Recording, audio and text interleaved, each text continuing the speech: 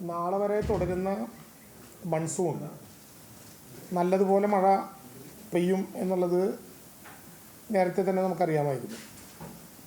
എന്നാൽ ഇപ്പോൾ ലഭ്യമായിട്ടുള്ള അറിവനുസരിച്ച് നിലവിലെ ന്യൂനമർദ്ദം ദുർബലമാകും നാളത്തോടു കൂടി എന്ന് പറയുമ്പോഴും ആ ന്യൂനമർദ്ദം ദുർബലമായതിനു ശേഷം ജൂലൈ 19 വടക്ക് പടിഞ്ഞാറൻ ബംഗാൾ ഉൾക്കടലിൽ വീണ്ടും ഒരു പുതിയ ന്യൂനമർദ്ദം കൂടി രൂപപ്പെടാനുള്ള സാധ്യതയാണ് ഇപ്പോൾ പ്രവചിക്കപ്പെടുന്നത്.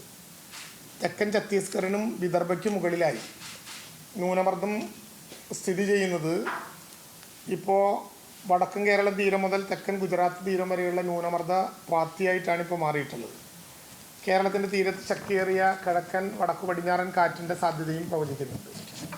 ജൂലൈ 19 ഞാൻ നേരത്തെ പറഞ്ഞതുപോലെ ഒരു പുതിയ ന്യൂനമർദ്ദം കൂടി രൂപപ്പെടുമ്പോൾ പ്രധാനമായും തൃശ്ശൂരിൽ നിന്ന് വടക്കോട്ടുള്ള വടക്കൻ കേരളത്തിലും അതിനു പുറമെ ഇടുക്കിയിലുമായിരിക്കും ഇതിൻ്റെ പ്രയാസങ്ങൾ ഏറ്റവും കൂടുതൽ അനുഭവപ്പെടുക എന്നാണിപ്പോൾ ലഭ്യമാകുന്ന പ്രവചനം.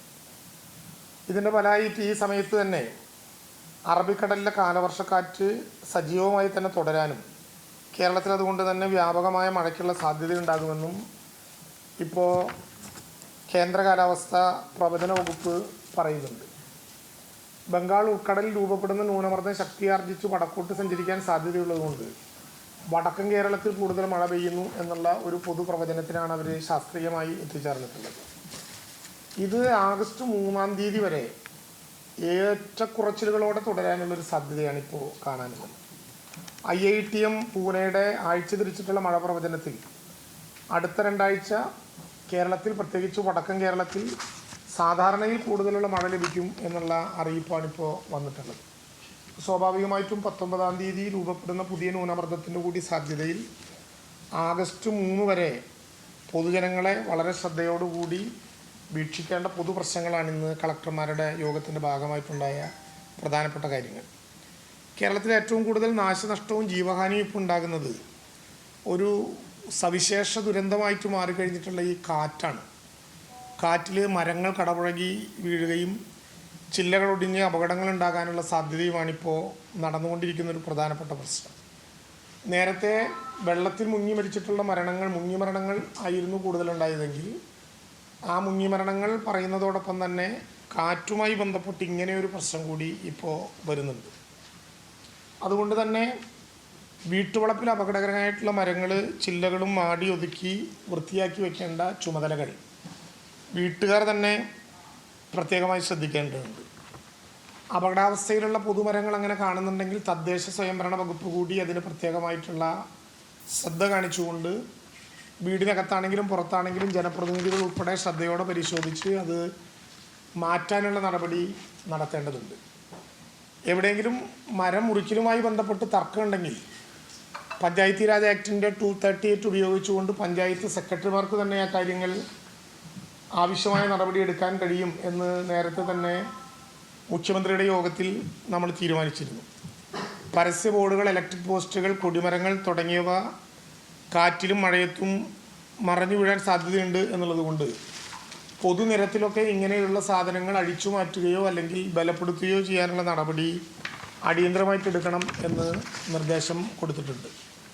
ഓലമേഞ്ഞതും ഷീറ്റ് പാകിയതുമായിട്ട് അടച്ചുറപ്പില്ലാത്ത വീടുകളിൽ താമസിക്കുന്ന ആളുകൾ മുന്നറിയിപ്പ് വരുന്ന ഘട്ടത്തിൽ തന്നെ ആവശ്യപ്പെടുന്ന മുറയ്ക്ക് സുരക്ഷിതമായ കേന്ദ്രങ്ങളിലേക്ക് മാറ്റാൻ ഉള്ള നിർദ്ദേശം ഉദ്യോഗസ്ഥന്മാർ കൊടുക്കണം. അതനുസരിച്ച് ആവശ്യമായ സൗകര്യങ്ങൾ അങ്ങനെ വന്നാൽ ഒരുക്കാൻ കഴിയുന്ന വിധത്തിൽ ക്യാമ്പുകളായും മറ്റ് സൗകര്യങ്ങളുമായും ഒരുക്കാൻ സർക്കാർ എല്ലാ വിധത്തിലുള്ള പരിശ്രമവും നടത്തിയിട്ടുണ്ട്. അതിൻ്റെ ഒരു പൊതു ധാരണ ഉണ്ടാക്കുകയും ചെയ്തിട്ടുണ്ട്.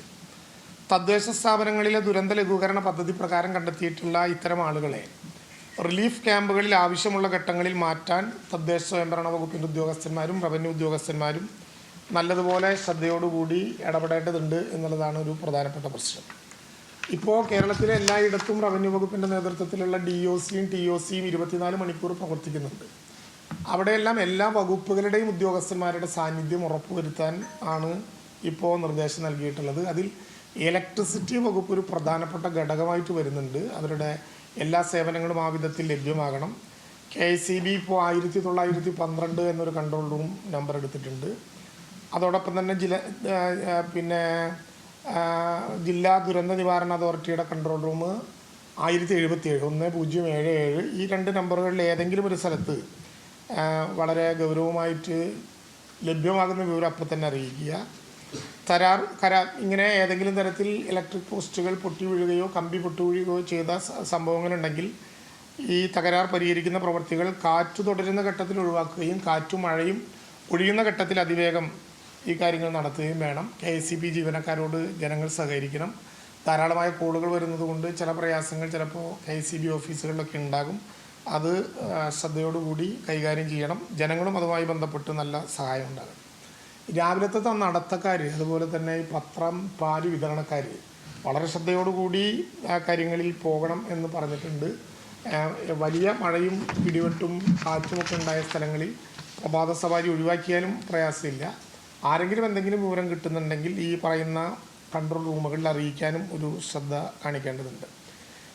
നിർമ്മാണ ജോലികളിൽ ഏർപ്പെടുന്നവർ, കൃഷിയിടങ്ങളിലൂടെ കടന്നു പോകുന്ന വൈദ്യുത ലൈനുകൾ, ഇതൊക്കെ സുരക്ഷിതമാണെന്ന് ഉറപ്പുവരുത്താൻ ബന്ധപ്പെട്ട ഉദ്യോഗസ്ഥന്മാരോട് ആവശ്യമായിട്ടുള്ള നിർദ്ദേശവും ഇപ്പം നൽകിയിട്ടുണ്ട്. ഞാൻ നേരത്തെ പറഞ്ഞതുപോലെ നദികൾ, കായലുകൾ, ജലാശയങ്ങൾ, ചാലുകൾ അവിടെ കുളിക്കുക, വിനോദസഞ്ചാരത്തിനാണെന്നുള്ള പേരിലാണെങ്കിൽ പോലും ജലക്രീഡകൾ ഒഴിവാക്കുക, ഏതെങ്കിലും വിധത്തിലുള്ള മത്സരം വയ്ക്കുക, പന്തയം വയ്ക്കുക, പ്രത്യേകിച്ച് സ്കൂളുകൾ മുടക്കാവുന്ന ഘട്ടത്തിൽ കുട്ടികൾ അവിടെയൊക്കെ പോകാൻ ഇടവരുത്തുക, ഈ കാര്യങ്ങൾ ഒരു കാരണവശാലും നമുക്ക് പ്രോത്സാഹിപ്പിക്കാൻ കഴിയുന്നതല്ല. അത് നല്ല ഗൗരവമായ ശ്രദ്ധയുണ്ടാകണം.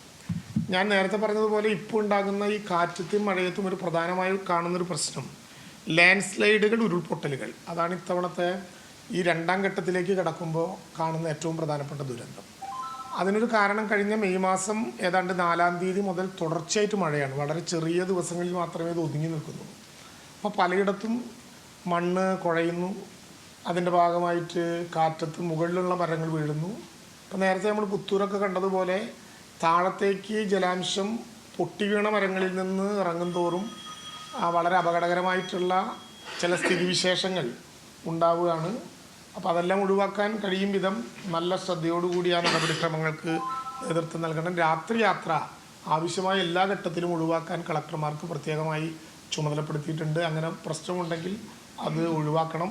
പേടി തോന്നുന്ന സ്ഥലങ്ങളിൽ പബ്ലിക് ട്രാൻസ്പോർട്ട് ഒഴികെയുള്ള ബാക്കി സംഭവങ്ങൾ കൺട്രോൾ ചെയ്യുന്ന കാര്യത്തിലും ഒരു ശ്രദ്ധയുണ്ടാകണം. കടൽ ഈ ദിവസങ്ങളിലൊക്കെ പ്രക്ഷുബ്ധമായിരിക്കും. അതുകൊണ്ട് കടൽ തീരങ്ങളിലെ വിനോദസഞ്ചാരം നമുക്ക് ഒഴിവാക്കാൻ കഴിയുന്ന വിധത്തിലുള്ളൊരു ശ്രമമാണ് നടത്തേണ്ടത്. പ്രധാനമായിട്ടും ഈ റോഡിൻ്റെ പണി നടക്കുന്ന ഒരു ഘട്ടമുണ്ട്, ദേശീയ ഹൈവേ പ്രത്യേകിച്ചും. അതുകൊണ്ട് ദേശീയ ഹൈവേ പോകുന്ന സ്ഥലങ്ങളിലെല്ലാം, നിർമ്മാണ പ്രവർത്തനങ്ങൾ നടക്കുന്ന റോഡുകളിലെല്ലാം ഡൈവർഷനുകൾ ക്ലിയറാണോ, അതുപോലെ തന്നെ മുന്നറിയിപ്പുകൾ നൽകിയിട്ടുണ്ടോ, ആവശ്യത്തിന് ഉദ്യോഗസ്ഥന്മാരുണ്ടോ, വേണ്ട സുരക്ഷാ ക്രമീകരണങ്ങളുണ്ടോ എന്ന് കളക്ടർമാർ തന്നെ ബന്ധപ്പെട്ട ഉദ്യോഗസ്ഥന്മാരെ വിട്ടു പരിശോധിപ്പിക്കാൻ ഒരു ശ്രമം നടത്തേണ്ടതുണ്ട്. ചില ജില്ലകളുടെ കാര്യം പ്രത്യേകമായിട്ട് അവിടെ ചർച്ച ചെയ്തു. പ്രത്യേകിച്ച് കാസർഗോഡ് ജില്ലയിലെ നിർമ്മാണ പ്രവർത്തനങ്ങൾ നടക്കുന്ന സ്ഥലങ്ങളിൽ, മണ്ണെടുപ്പുണ്ടായ സ്ഥലങ്ങളിൽ ചില പുതിയ ഹോട്ട്സ്പോട്ടുകൾ രൂപപ്പെട്ടിട്ടുണ്ട്. കണ്ണൂർ ജില്ലയിലെ തന്നെ തളിപ്പറമ്പ്, കേളകം, കണിച്ചാർ പോലെയുള്ള സ്ഥലങ്ങളിൽ പ്രത്യേക ശ്രദ്ധയുണ്ടാകണം എന്ന് പറഞ്ഞിട്ടുണ്ട്. മലപ്പുറത്ത് കഴിഞ്ഞ ഒരു വർഷക്കാലത്തിനിടയിൽ മണ്ണെടുപ്പ് നടന്ന സ്ഥലങ്ങളിൽ ഈ ലാൻഡ് സ്ലൈഡ് പോലെയുള്ള പ്രശ്നങ്ങൾക്ക് ഇടവരുമോ എന്നുള്ളത് വളരെ ശ്രദ്ധയോടുകൂടി നോക്കണം എന്ന് പറഞ്ഞിട്ടുണ്ട്. പാലക്കാട് അട്ടപ്പാടി ഒരു പ്രത്യേകമായി ശ്രദ്ധിക്കേണ്ട ഒരു കേന്ദ്രമാണ്. ഇവിടെ പോലീസിന്റെ ഒരു ടെലികമ്മ്യൂണിക്കേഷൻ. മന്ത്രി കെ രാജൻ മാധ്യമങ്ങളെ കാണുകയായിരുന്നു. മഴ മുന്നറിയിപ്പുമായി ബന്ധപ്പെട്ട് സംസ്ഥാനത്ത് മഴ കനക്കുന്ന ഈ സാഹചര്യത്തിൽ പൊതുജനങ്ങൾക്കായുള്ള ജാഗ്രതാ നിർദ്ദേശങ്ങളാണ് അദ്ദേഹം നൽകിയത്.